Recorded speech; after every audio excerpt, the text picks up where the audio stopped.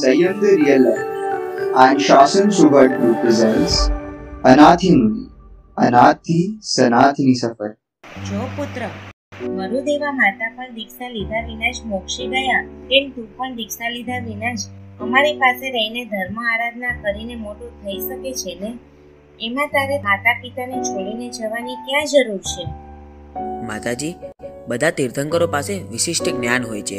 મરુદેવા માતાનું કલ્યાણ એ જ રીતે થવાનું હતું, માટે ઋષભદેવ પ્રભુએ દીક્ષા લીધી. તો પરિણામ શું આવ્યું? ઋષભદેવ પ્રભુ પહેલા મરુદેવા માતા મોક્ષે ગયા. માતાજી, દીક્ષા લીધા વિના પણ મોક્ષે જવાય, પણ જે એવું માને કે દીક્ષા લીધા વિના પણ મોક્ષ થાય છે, સંયમની જરૂરત નથી, એનો ક્યારે પણ મોક્ષ થતો નથી.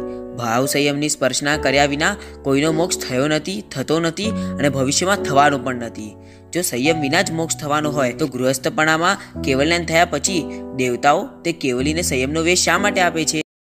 કેવલ્યાન થયા પછી પણ જો એનું આયુષ્ય અંતર્મુહૂર્ત કરતાં વધારે હોય તો એમને દેવતાએ આપેલો શ્રમણ વેશ અંગીકાર કરવો જ પડે છે.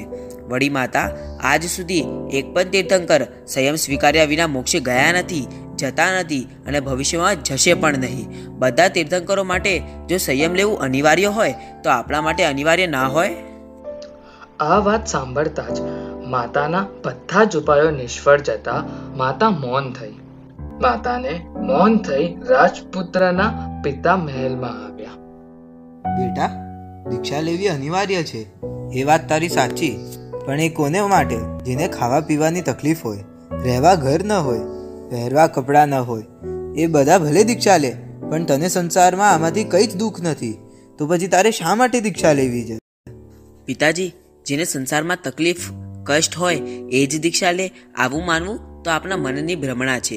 સંસારમાં દુઃખ પડે છે માટે સંયમ નથી લેવાનું, પણ સંસારમાં બીજા જીવોને દુઃખ આપ્યા વિના જીવી નથી શકાતું, માટે સંયમ લેવાનું છે.